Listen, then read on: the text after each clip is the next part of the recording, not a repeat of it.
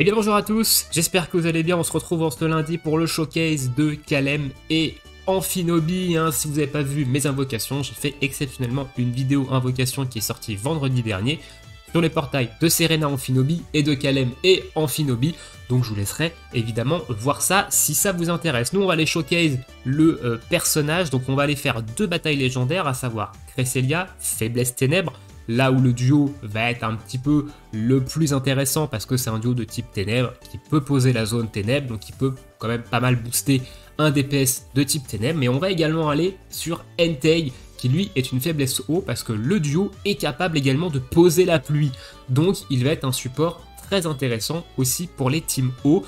Donc on va aller le showcase dans ces deux archétypes d'équipe. Je vous mettrai des timecodes dans la description si vous voulez passer d'une bataille légendaire à l'autre. Et nous on commence avec la bataille légendaire qui est l'une des plus compliquées je pense, c'est Cresselia. Alors Cresselia, faiblesse ténèbres du début à la fin, elle a deux particularités qui sont un petit peu reloues.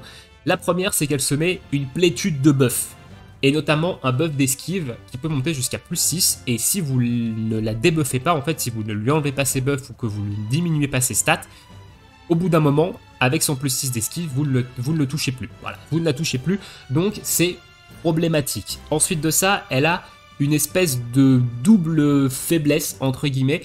C'est-à-dire que la première barre de vie, elle va être faible aux attaques de type physique. La deuxième barre de vie, elle va être faible aux attaques de type spécial, pardon.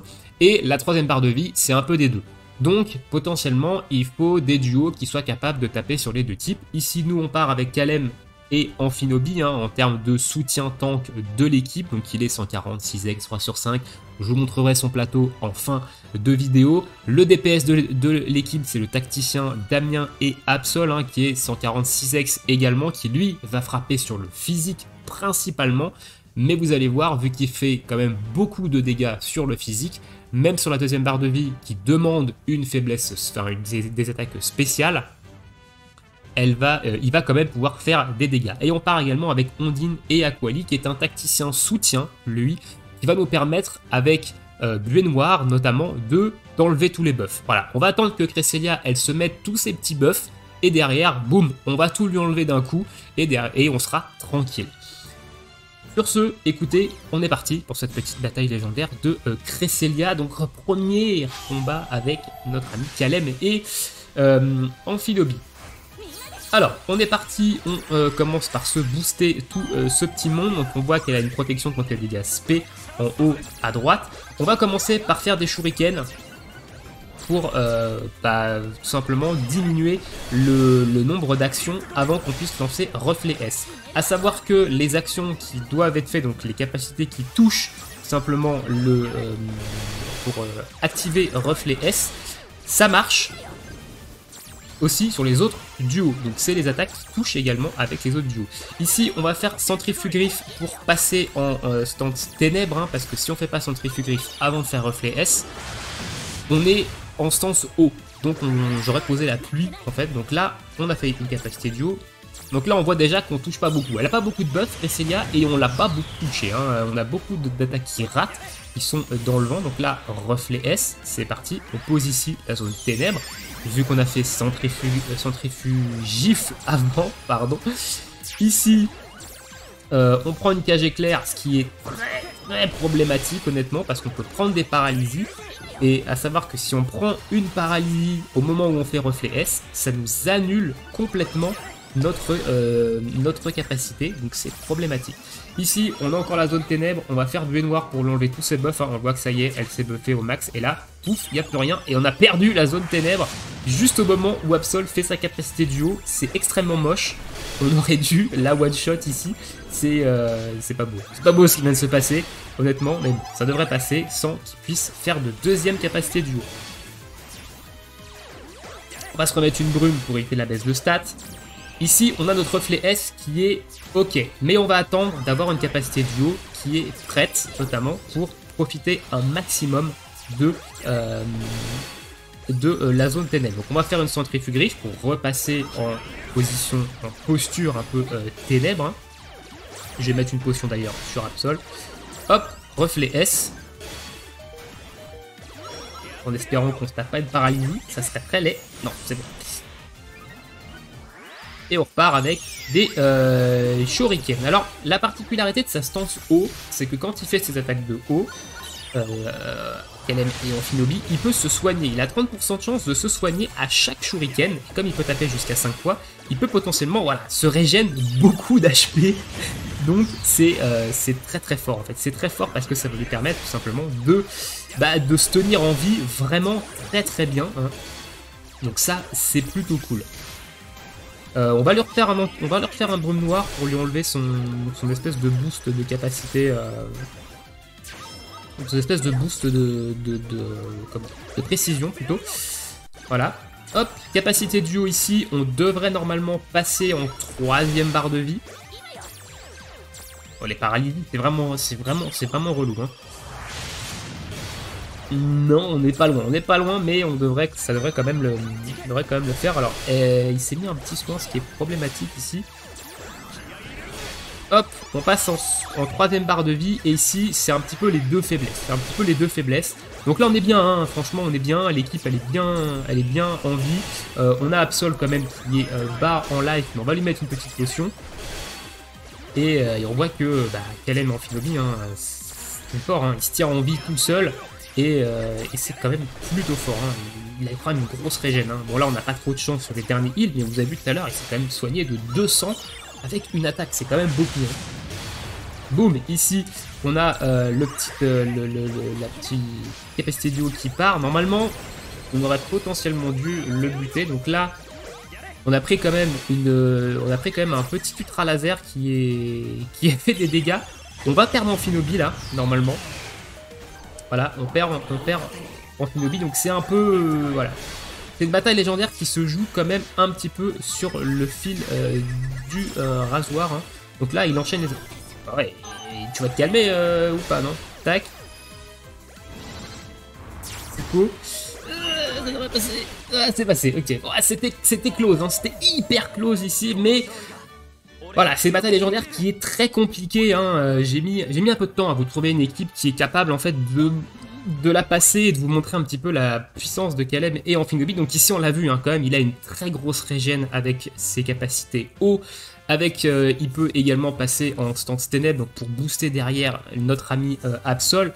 Donc on le reverra dans la bataille légendaire sur la faiblesse ténèbres où on utilisera principalement des capacités ténèbres. Donc on verra un petit peu plus sa puissance sur le plan ténèbres. Mais là on a quand même vu des choses plutôt intéressantes qui est, c'est un soutien quand même assez fort, hein, boost de capacité physique.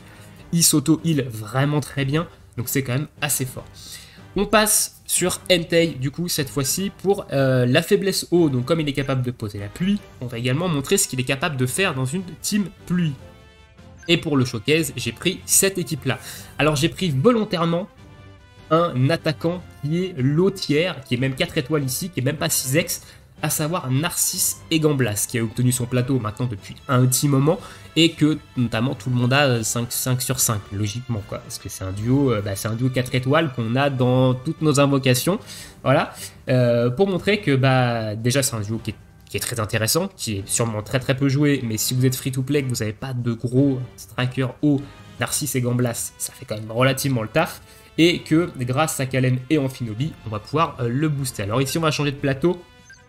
On va passer sur un plateau coach spécial, je vous montrerai les deux plateaux. Hein. Parce que Narcisse et Gamblast, lui, il tape sur le spé.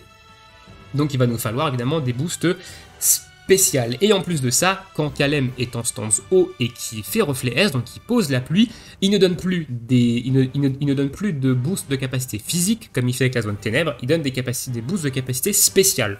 Voilà, donc il a un double rôle en fait qui est vraiment très très intéressant. On est parti, on a gardé Ondine et Aquali pour notamment le côté anti-debuff. Allez, c'est parti, on va se booster en attaque spé, hop hop hop, parce que faut savoir que Entei il met des debuffs de vitesse. Et comme on a une team qui est pas très très rapide, hein, ça peut être intéressant d'éviter de se prendre des baisses de stats. Allez, on est parti, donc là on s'auto-heal correctement avec les shurikens. Et ici, on va pas avoir de problème en fait de passage en stance ténèbres, donc du fait de devoir faire une centrifugif avant. Parce qu'on est tout le temps en eau. Voilà, on est tout le temps en eau, donc là on va capacité duo. Évidemment, on voit qu'on a débloqué notre reflet S.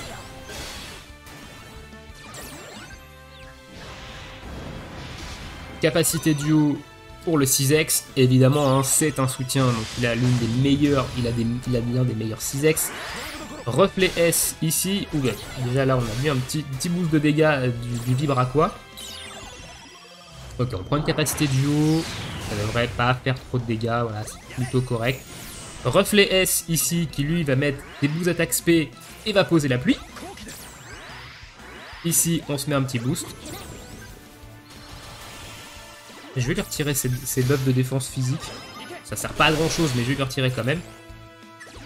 Ok, on a eu un petit soin qui a compensé. Bam! Ça, c'est cadeau. Ok, on va prendre une éruption.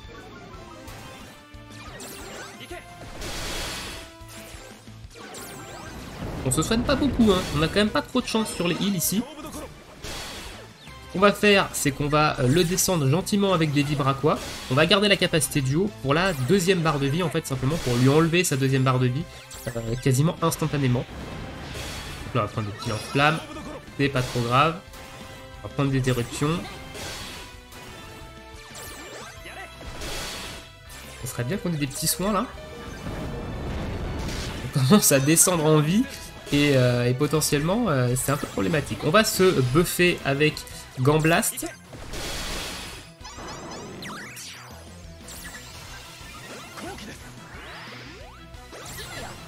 Là on se buff 100% de critique et on buff 100% de critique avec Gamblaste. Donc ça nous permet en fait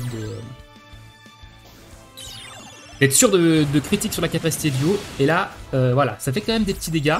On n'avait pas la pluie, à savoir, hein, on a le reflet S de up, mais on n'a pas utilisé la pluie.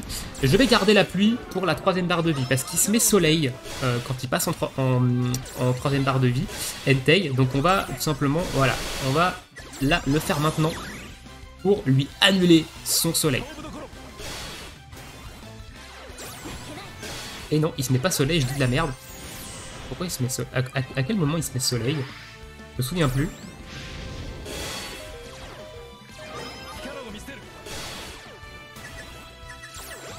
Ok, c'est pas grave, je crois que c'est quand il fait une capacité duo.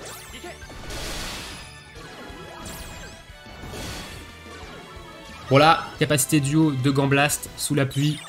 Normalement, le combat devrait être finito. Voilà, 39 000, hein, quasiment 40 000 ici. Donc, je sais pas, moi dans mes tests, il s'était mis soleil à un moment donné, au moment de sa troisième barre de vie, je ne sais plus pourquoi, voilà, bon bref, voilà, on a mis la pluie, ça permettait également de finir rapidement le combat avec la capacité duo de Gamblaste. Voilà un petit peu pour les deux combats que je peux vous proposer avec Kalem et Amphinobi pour un premier showcase. On le reverra également dans le combat des maîtres et on le reverra très certainement à chacune des faiblesses ténèbres, donc vous pourrez revoir un petit peu ce qui est capable de proposer le duo. Je vais vous montrer maintenant son plateau duogème, les deux plateaux duogèmes que j'ai sur lui, hein, à savoir celui pour le boost de capacité physique et celui pour le boost de capacité spéciale. Alors, c'est les plateaux qui sont sur dans le doc qui est disponible sur le Discord Pokémon Master. Hein. C'est pas c'est pas des plateaux que j'ai fait moi-même, hein, c'est des plateaux que j'ai pris là-bas. Merci à eux d'ailleurs, à tous les Theory Crafters qui nous font des plateaux corrects et opti pour tous les duos. Ça aide beaucoup les gens qui sont pas des Theory Crafters comme moi, qui vont chercher en fait un petit peu la facilité sur ce plan-là. Donc ça, c'est mon plateau qui permet d'avoir un boost de capacité spéciale. Donc, vous allez voir, les deux plateaux sont similaires. Il y a juste la ligne qui va jusqu'à la capacité, donc celle-ci, celle-là là, qui est dans le bas, qui est différente en fait dans le boost de capacité spé. En fait, on va chercher juste cette case ici. Voilà. Ça, c'est mon plateau, boost de capacité spé. Et on passe au boost de capacité physique et vous allez voir que le plateau, voilà, on a juste la ligne hop, qui change de côté pour aller chercher le boost de capacité physique en haut, voilà, qui reste très intéressant. Alors, au niveau des cases du plateau duogème, on a cette case là qui nous permet, quand on fait une esquive, d'augmenter la défense ou la défense P ou les deux de un rang de toute l'équipe, je crois, quand le duo, voilà, de tous les duos alliés de un rang quand une capacité offensive d'un ennemi nous touche et échoue. Donc comme Amphinobi se booste jusqu'à plus 4 en vitesse, ça peut permettre d'avoir un petit boost de défense supplémentaire. Quand on esquive, ici on va avoir évidemment le premier soin, quand il passe en dessous de 40% de PV environ, boum, il regagne environ 40% de ses points de vie quand il passe en dessous de 20% de points de vie, donc ça lui permet d'avoir un soin supplémentaire. On se voit qu'il soigne déjà beaucoup avec ses capacités eau. Et cette petite caste qui est très intéressante, nous permet de mettre un prêt à encaisser sur toute l'équipe quand on arrive au combat. Donc ça c'est très fort parce que c'est ce que fait Tortank avec sa capacité duo par exemple, et ici on le fait au moment où on arrive, donc ça empêche notre DPS de se faire one shot par une capacité ou notre autre support de se faire OS, donc c'est très très intéressant. Voilà un petit peu pour ce Calem et Amphinobi. Dites-moi dans l'espace commentaire, vous, est-ce que vous l'avez droppé? Qu'est-ce que vous en pensez? Dans quel team vous le jouez? Alors, je vous ai pas montré le combat de son événement, hein, évidemment, parce qu'il est fait évidemment pour lui. Donc, c'est pas très intéressant de montrer les duos dans ce genre de combat. Parce qu'on sait qu'ils vont rouler dessus, hein, donc c'est pas ouf, mais voilà, je voulais vous montrer des batailles légendaires, et comme j'ai dit, on le reverra dans le combat des maîtres, dans la vidéo du combat des maîtres. La prochaine vidéo, c'est évidemment le showcase de Serena et Amphinobi, hein, on ira voir ce duo avant de faire le combat des maîtres avec les deux Amphinobi. Je vous laisse ici, je vous souhaite à tous une très bonne journée, une très bonne soirée, bon jeu, et à bientôt pour une prochaine vidéo. Ciao ciao tout le monde.